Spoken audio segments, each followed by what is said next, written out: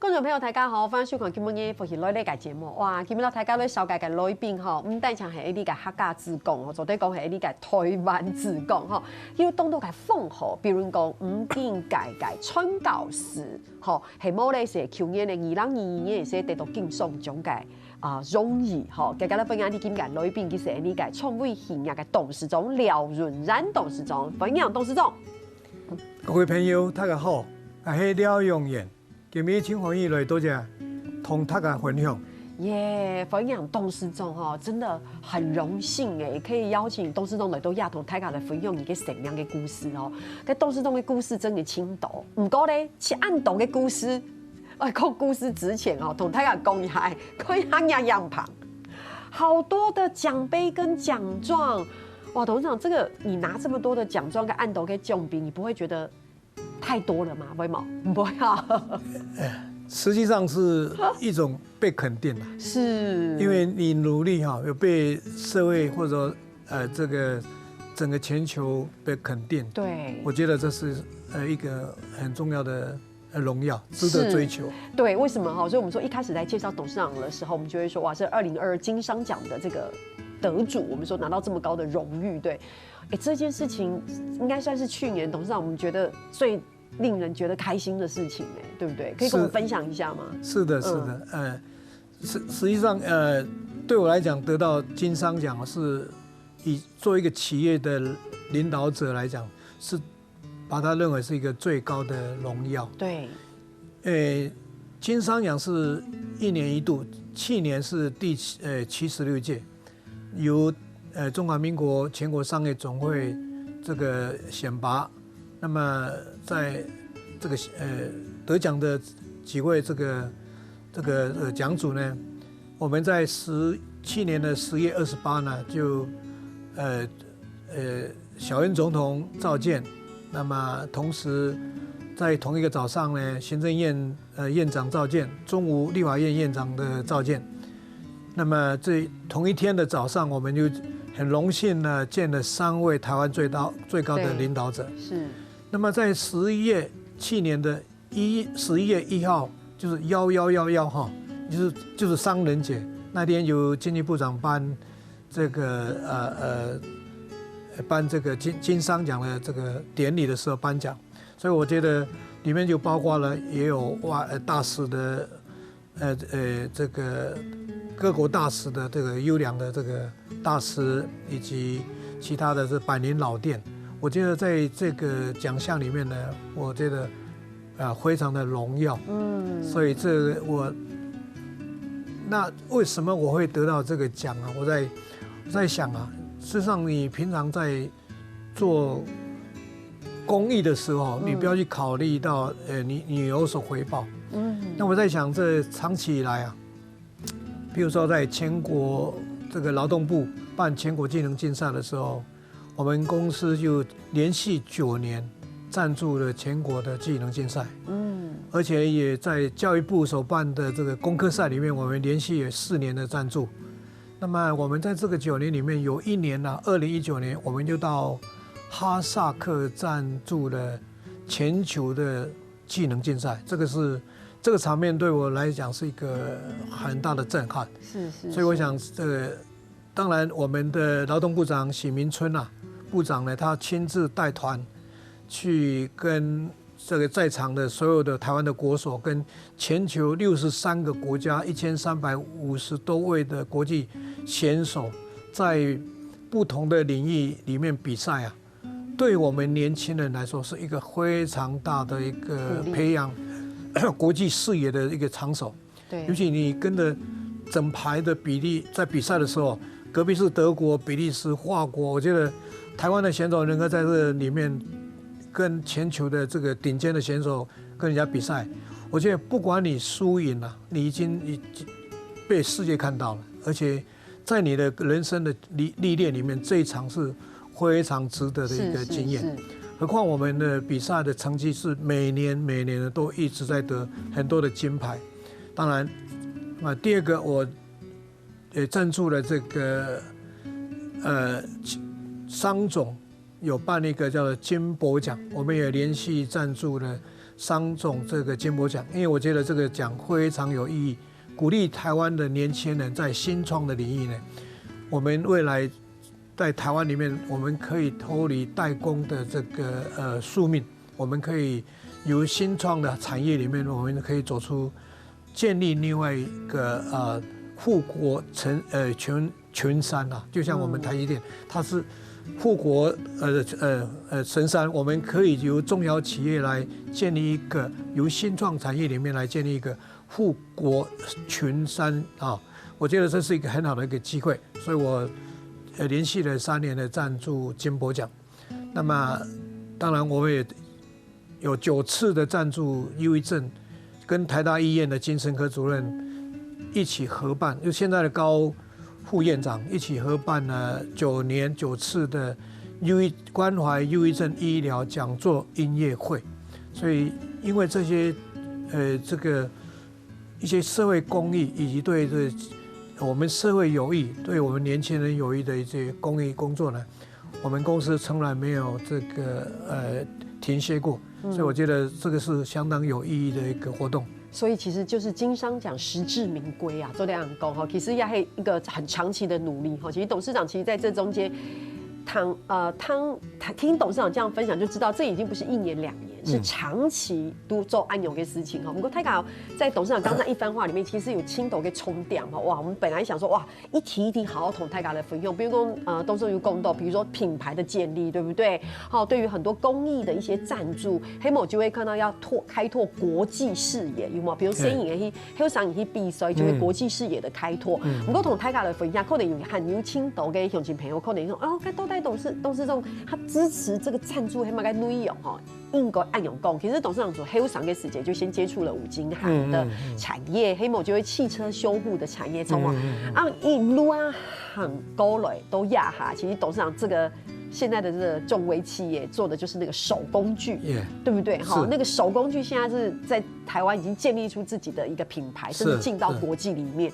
对，就是董事长，你是这样子一路。从接触五金行到汽车修护，到现在是建立了这样的手工业的产业，而且建立自己的品牌，对吗？不过实际上啊，这个一路走来也是蛮多这个失败，一定也蛮多，一定很多艰辛跟辛苦叠低度哈。也本太敢看到还好的地方，就是现在已经很有成就的地方。那过去一定有很多艰辛的路，是，因为五金，而且过去我们的传统产业，大家走的路啊，都是一样很辛苦。那么就是靠努力，因为我们台湾人非常努力，所以由每个人都从他的代工先开始，那么一直代工下来，20-30年代工，那未来还是要代工吗？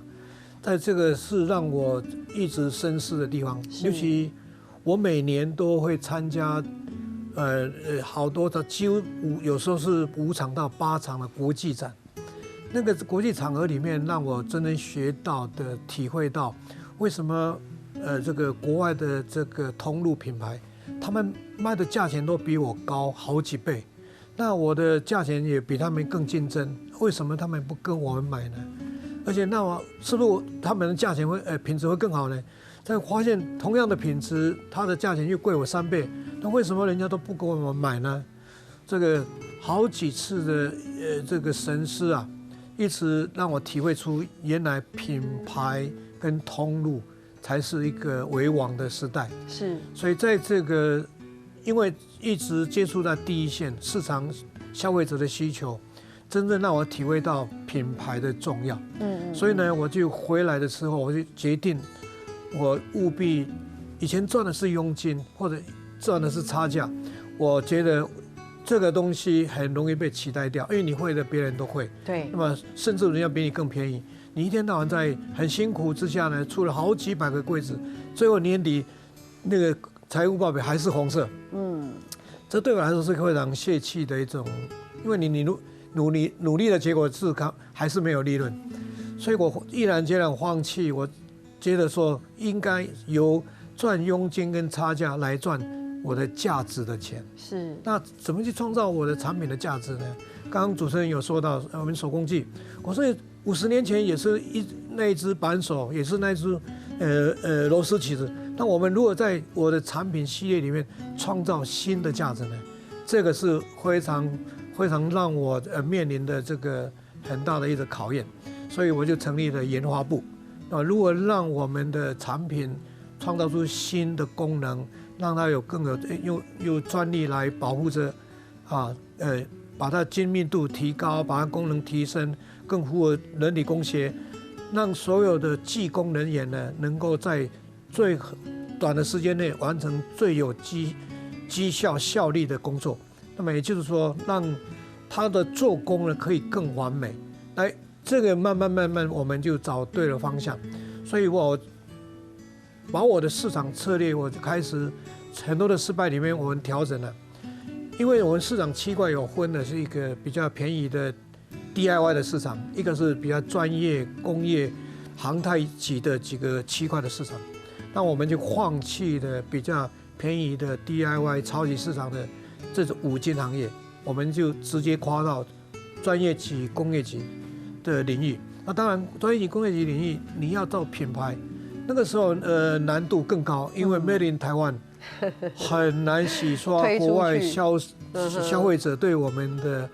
这个品质的认定。是。我除了介绍我的品质之外，我还介绍 Made in Taiwan，已经不是你所过去的 Made in Taiwan。所以在这个30年前我们公司今年是40年了。对，所以你看。唐董事长公司第一个我个细心研究以后，按3万达标，目的是希望做建立一家个品牌，做咧行出国际，本大家都认识推卖，还有嘛个精彩个故事请大家聊下。你等下一陣好好来谈董事长个故事。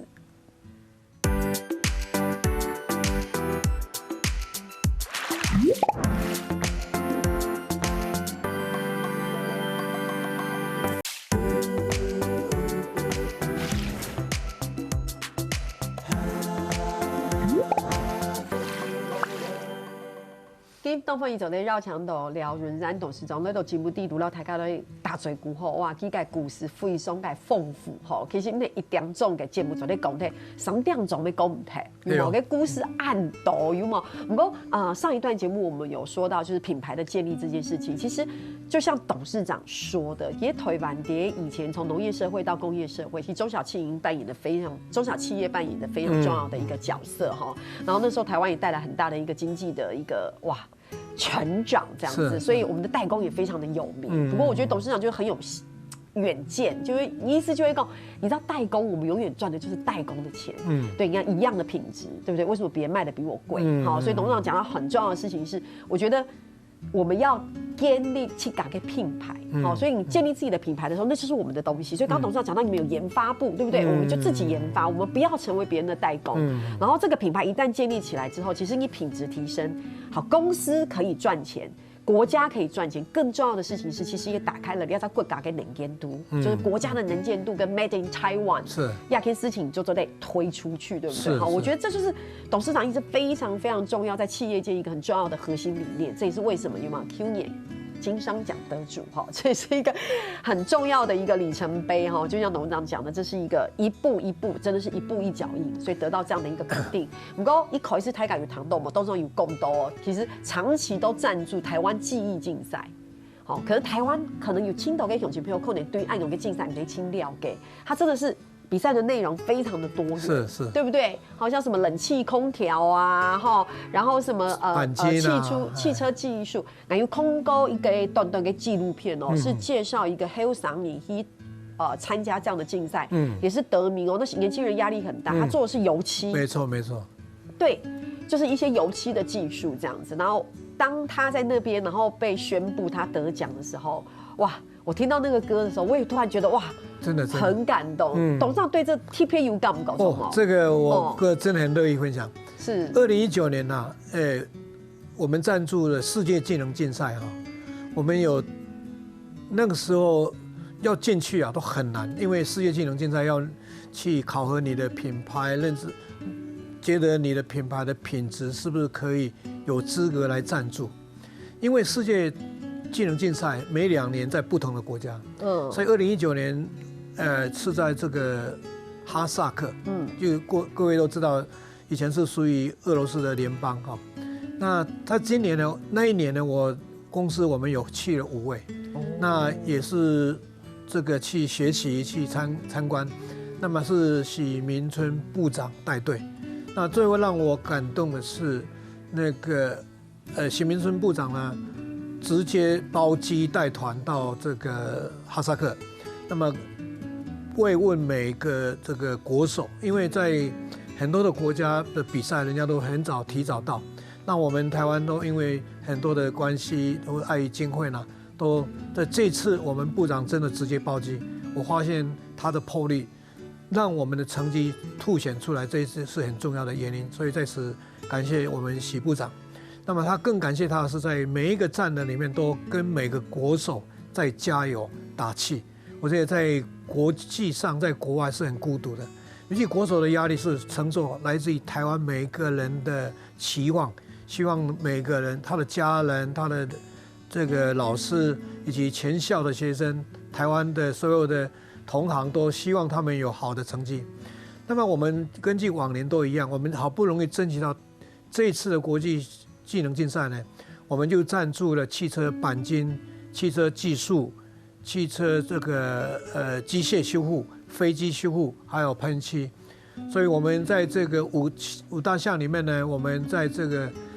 汽车技术也拿了世界冠军，汽车钣金也拿到世界亚军。冷冻空调是不是得奖？冷冻空调是2022年的奖。对，所以我刚刚谈的是2019年在那一场。那2022年呢，我们也赞助了这2项啊，一个是汽车技术，一个冷冻空调，也是世界冠军。好棒！所以这个国手的培养的背后啊，是非常非常严格，他们几乎要牺牲2-3年的时间在做演练啊，这个完成的速度啦，完成的成效啊，所以他们的压力也蛮大，所以除了配合这个教练之外呢，有一个都会有心理的导师给他们疏导，以及这个翻译，都随团的翻译，所以这个也真的不容易，在国际的舞台上，我们越来越多的成绩的表现，所以我们也争取希望能够2025年有个举办亚洲的技能竞赛的。现在确定了吗？2025在台湾的亚洲，我们是在争取中了，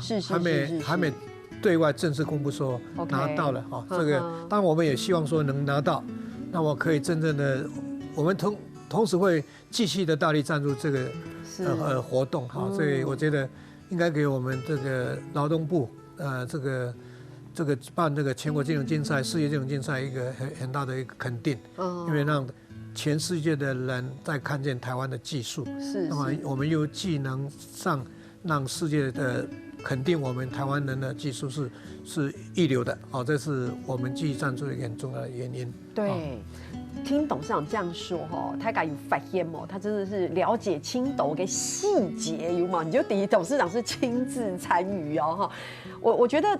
唐安永给公司就是觉得真的很为台湾付出，因为就是很希望这些黑商人可以得到鼓励，都得到支持，对，然后支持他们，那支持他们其实另外一个也是让我们整个国家对这件事情其实也是技术能力的培养，对，然后技术能力的培养，其实我觉得也是开拓了这些孩子们的视野，然后开拓我们这个国家更多机会。问陪你宽斗哈，我刚听董事长这样讲，董事长讲的好细哦，对我们背后的支持，花了3年的努力，对不对？好慰问他们，然后支持工具，其实这一切的一切背后更大的那个精神是我们希望可以支持这些年轻人，支持这些技术，然后国家能见度打开。那其实换句话说，其实真的回馈是用董事长讲的，回馈其实是回到自己的国家，对我们的国家就变得更强盛嘛。好，很多人家就会董事长的这个精神哈，不过还有一件挺有意思的事情董事长讲的哈，提供你60岁的时间，对不对？60岁的时间去念 EMBA，对，没错，哇，真的是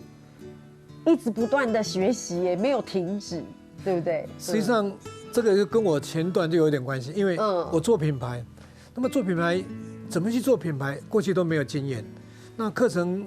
也不过大学里面念了一个3个学分的时候叫行销学，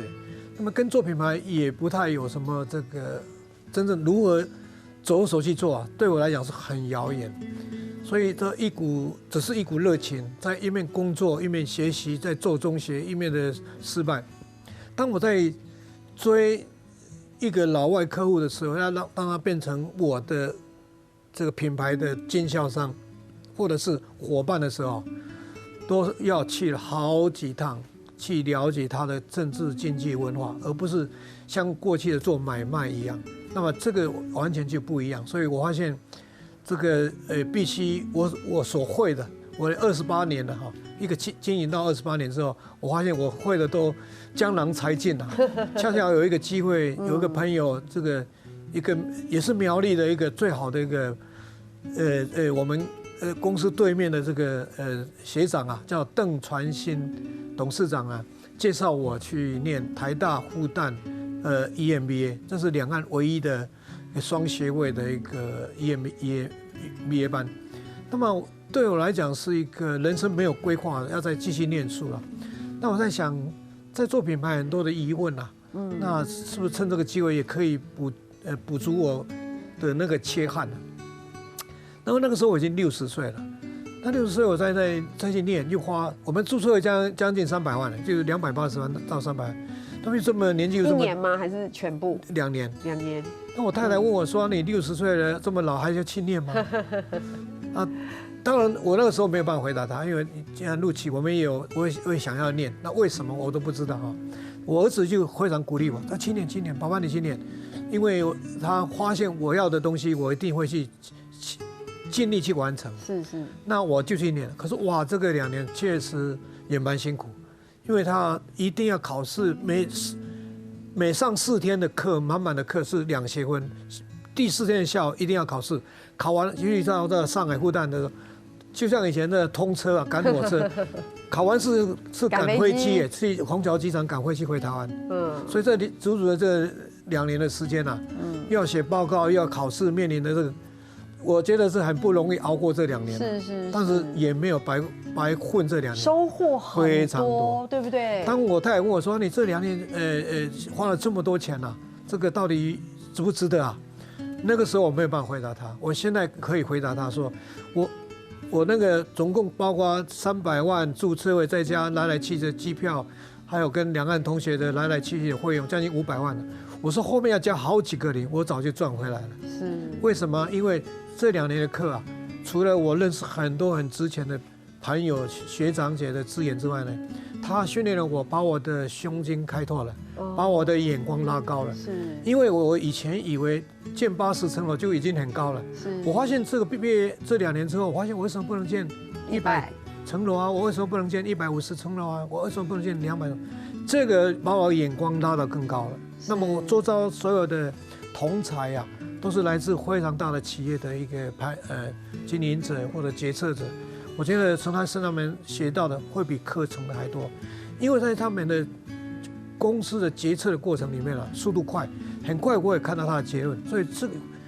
复制他们的成功的经验到我的公司，而且发现这条路也可以这样走，那一条路可以。那同学里面假设有30位，你就学到每个不同行业的30位的同学的决策过程。对，这是你上课中永远没有办法学到的，真的是一个交流，没错，有给交流，没错没错。他们在董事长身上也学习到很多，我觉得是互相学习，相互交流。哇，听董事长的故事，我觉得董事长除了很好学之外，我觉得也看到董事长的热情，有没有热情？我觉得很有热情去做这件事情，因为他说哦，我已经到了80层楼了，俺应该100层楼，黑某就150层楼，对不对？其实董事长还有很多的故事哈，因为按永给后期他也成立了台大台副新创学会，还有青岛的故事哦，台家先聊哈，你等下长怎来讲。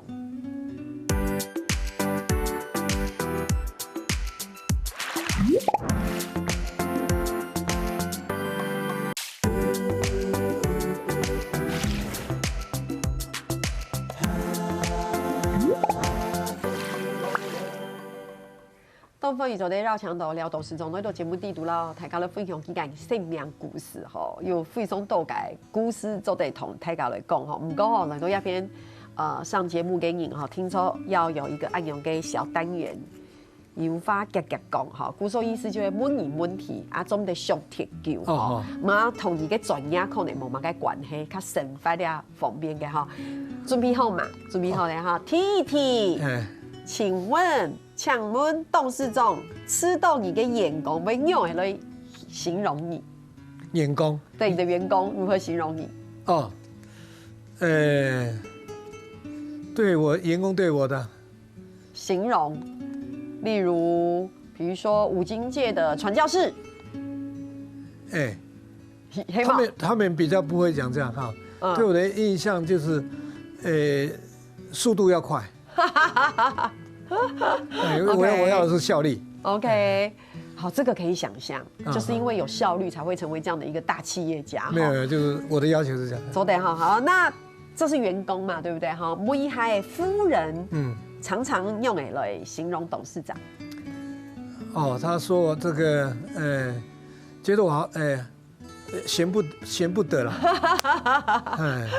也总是会很忙就对了。我觉得这也跟董事长分享的故事很合啊。我是这个个性，对，黑梦你不会64岁的时间还去读 EMBA， 对不对？闲不下来，就是要一直做，而且你想想看，员工刚刚形容你是很有效率，然后不用黑工你闲不下来，这是一样的，对不对？就代表你都是很快速的在运转。没错没错。再来T赏体，来这个。董事长是一个非常有仪式感的人哈，请说出3个节日你听从会做的事情。3个节日，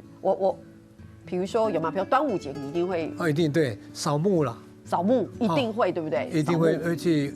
这个刮字，对，刮字一定会回去拜祖先。嘿，那春节、中秋也很重视就对了。好，最后一个哈，董事长，你私下最喜欢的兴趣黑马该？目前是打高尔夫球。我发现后来很多企业家打高尔夫球，对他们来说，其实身体运动的是蛮多的耶。没错。所以你现在一张也有几多个时间的？因为这2年呢，我就比较少。因为某年还有疫情的关系，对不对？疫情主要是疫情啊。那之前可能是担任很多公益了。对。比如湖人社啊。湖人社这一块如果有时间再补一点，因为湖人社很杰出啊。董事长，你故事太多了，我们好把握时间，我很快的把这3段。好的，好，其实刚才董事长有共到给黑拓 EMBA 嘛，对不对？认识了很多青创的朋友，所以因为你想要凝聚这样子的一个情感，建立一个好的平台，所以你还成立了台大台副新创学会，黑吗？是，哇，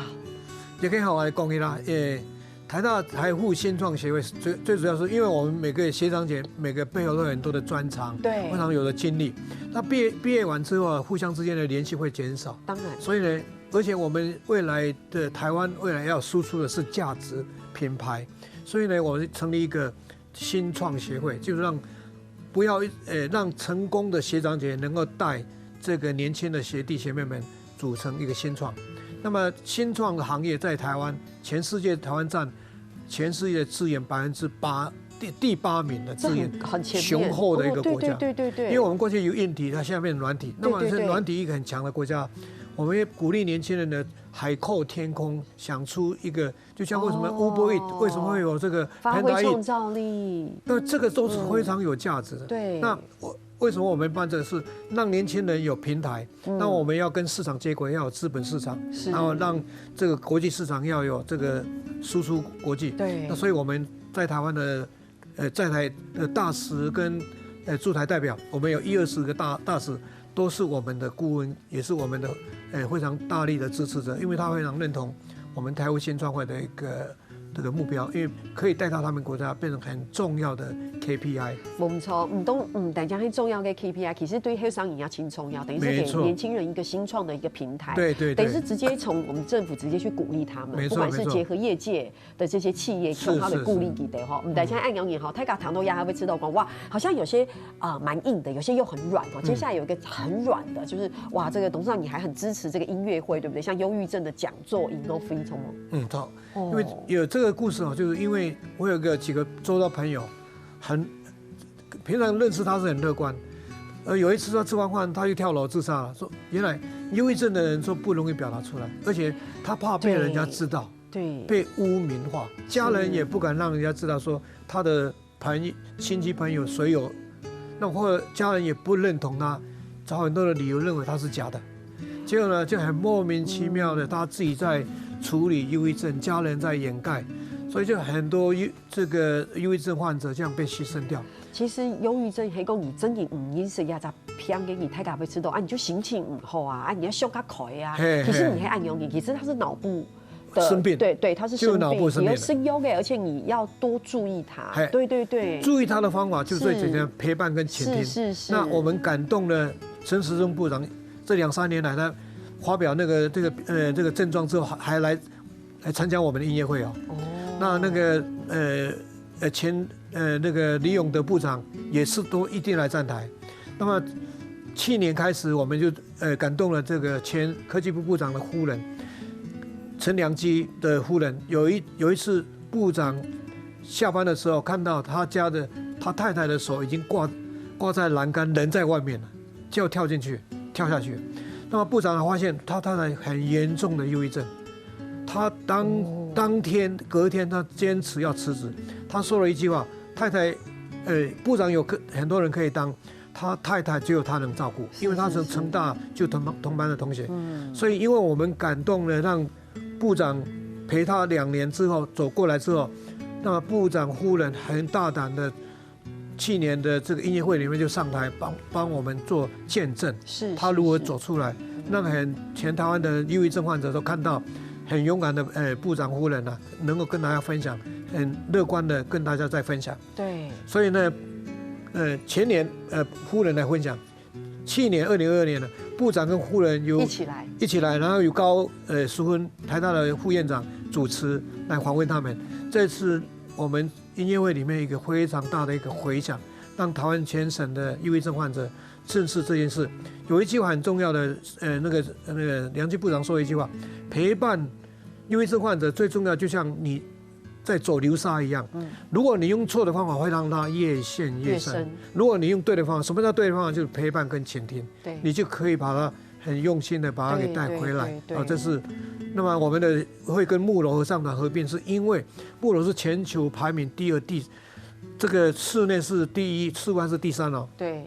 对他来说是一个世界有名的阿卡贝拉的合唱团。也因为我们长期的赞助他变成很乐意的跟医疗合并，一起办这个有创意的一个音乐会，是这样来的。乃知道很卡重要给借由这样的音乐会，其实让更多的人其实更认识，不要讲说更熟悉忧郁症。其实了解忧郁症，对，其实熟悉忧郁症在台湾这件事情其实已经很多年了。我觉得这是比较幸运的地方，大家已经对忧郁症有更多的了解。如果以前就会知道，他好奇怪哦，比如乖乖的心情很好啊，有很多也困难会逼感，他抖没有，然后反而会有负面的声音。我觉得现在就是大家已经很认识了，但是如果像董事长支持安永跟尹高飞耶了耶抖，其实就是。而且刚刚讲到很多有利人士，对不对？他会出来做见证，那就是一个更明确，就是大家应该是勇敢去面对这样的一个问题。好，这也是董事长一直很努力的事情。太感就底哈，周买公，董事长给故事倾斗哈，共太好。对，不过我最后一个赶快共，董事长其实现在也是很尽心尽力在客家事务，对不对？是。这客家事务也是董事长现在要开始很投入跟很努力的地方了，是吗？我是去年台北市6队客家会的理事长，一任就3年。那当然今年我们交给非常这个年轻英俊，然后又有这个魄力的李守文理事长也做得非常好。那么台北市6队客家会的成立是由我们那个许庞新博士跟万家香酱油的吴仁成董事长合编的，2位大佬。所以因为这个关系呢，因为许博士是我美和中学的董事长，所以我就毅然决然接下来这个台北市6队客家会理事长。那么这3年里面，让我发现我们6队的乡亲啊，都是一直老化，里面都是70、80岁以上。那么我们的任务是如何让我们的客家族群社团能够年轻化。所以我就把我们认同我们客家的人都是可以当我的理监事，是吗？全部把他邀进来，我的台大学长姐全部进来当我的理监事。靠董事长的力量去把这些人全部就年轻化在一起，那么因为最重要的是我们客家不能关起门来，一定要走出去，客家朋友走出去，让不是客家的朋友走进来。对。那么让大家，我们讲100次客家好没有用，他们出去讲一些话比我们讲有，就是而且爱吃到客家嘅饮食，唔係客家人嘅饮食，其实你嘅目的不唔係客家人嘅弟弟。我们知道，因为他不知道你客家人嘛，而且都以讹传讹，嘿呀，好，所以说也不如这个是亲自来参与，对不让对？他进来，好，这个很重要，他是会帮你宣传，比我自己讲有用。那我们六堆呢？刚刚讲，因为我们客家不光是六堆，7堆、8堆，苗栗7堆哈，这个桃园的对吧？事实上我们要把6堆、7、8堆变成1堆，因为我们是谈族群的融合嘛，没错，所以我们客家一定要走出我们的胸襟，没错，哦，这个很重要。真的，你看唐董事长公司第一个董事长，他语速变快，就会讲给铁道的故事都得讲哎。不过真的，今天傅一松还傅一松在强东董事长那一度聊天到台高的大嘴董事长有机会，我们再分享不同的故事，因为时间短哈，就讲到一些听听，好吗？好，感谢董事长来到鸦片，好，感谢啊，谢谢，谢谢。所以嘅乡亲朋友，你听听下来做论坛了。中意呼吸来呢個朋友，我記得去到呢個面書來傾讚，你去聽入呢客家電視嘅 YouTube 頻道，俾老兩件影片分享出去哦。